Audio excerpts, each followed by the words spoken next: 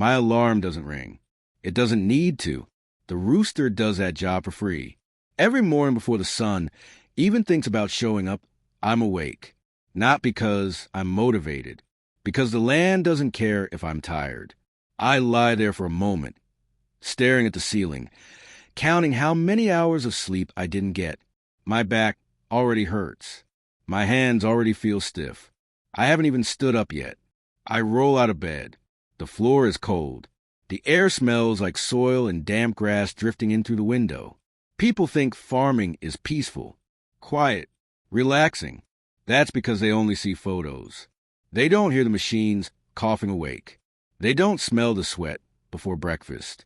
They don't feel the pressure of knowing that if today goes wrong, the whole year might go wrong with it. I pull on the same clothes I wore yesterday, and the day before that. They're already dirty. There's no point pretending otherwise. I step outside. The sky is still dark. Stars hanging there like they're mocking me. The animals are already restless. They don't wait. They don't understand weekends or holidays or bad moods. I start with them, because if I don't, they'll let me know. Feed, water, check fences. One gate is loose again. It always is. I fix it with wire and hope, mostly hope. By the time the sun rises, my hands are already sore, and my stomach reminds me I forgot to eat. I don't stop. I never do. There's always something next. Tractor won't start. Of course it won't. I turn the key again. Nothing. I swear at it. Quietly at first, then louder.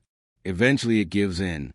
Not because I fixed anything, but because machines enjoy reminding you who's really in charge. I drive out to the field.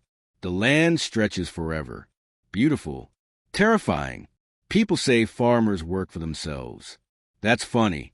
I work for the weather, for the market prices, for pests I never invited, for loans that don't care how hard I tried. I check the crops. Some look good. Some don't. You can tell early when something's wrong. A color that's slightly off. Leaves curling the wrong way. I crouch down and touch the soil. Too dry. Again. Rain was supposed to come yesterday. It didn't. I laugh. Not because it's funny. Because sometimes laughing is cheaper than panicking. By mid-morning, the sun is already burning. My shirt sticks to my back. Sweat drips into my eyes. I wipe it away with a sleeve that stopped being clean years ago. There's paperwork waiting back at the house. Forms, reports, numbers that never add up in my favor. People think farming is all dirt and tractors. They don't see the paperwork. They don't see me sitting at a table with mud still on my boots, trying to figure out how I worked this hard and still owe this much. I ignore it for now.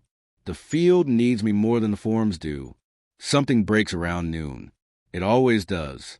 A hose bursts, water spraying everywhere except where it's needed. I shut it off, replace it, get soaked in the process. The sun dries me faster than a towel ever could. I finally eat, standing. Something simple. Bread. Maybe leftovers if I remembered to bring them. I don't taste it. Food is fuel now. I think about people eating later. At restaurants. Complaining if their food is cold. I wonder if they ever think about where it came from. Probably not. The afternoon drags. Hours measured by shadows, moving slowly across the ground. My phone buzzes. A message about prices dropping. Again. I stare at the screen longer than I should, then put it away. Nothing I can do right now. That's the hardest part.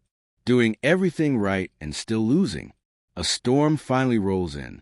Too fast. Too hard. Rain slams down like it's angry at me personally. I run. Cover what I can. Watch helplessly as some of the field floods. Too much rain is just as bad as none. I stand there, soaked mud splashing up my legs, feeling stupid for hoping. When it passes, the silence is loud. I check the damage. Make mental notes. More work for tomorrow. Always tomorrow. As the sun starts to sink, the animals need attention again. Feed. Water. Check. One looks sick. My chest tightens. I kneel beside it. Talk softly like it understands every word. Sometimes they pull through. Sometimes they don't. That's a lesson you learn early out here. Not everything you care for survives.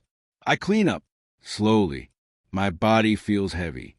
Every joint complains. I finally go inside when it's dark again. Full circle. The house is quiet. Too quiet. I sit at the table. Boots still on. Staring at nothing. I should shower. I should eat. I should sleep. Instead, I open a notebook.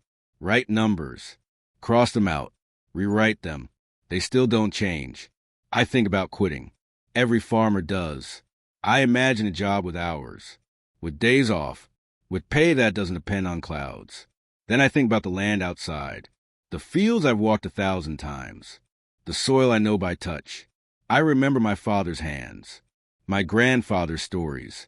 This land remembers us, even when the world doesn't. I finally stand up, shower off the day. The dirt swirls down the drain. Tomorrow it'll be back. I lie in bed, exhausted, mind still racing. I wonder if next season will be better.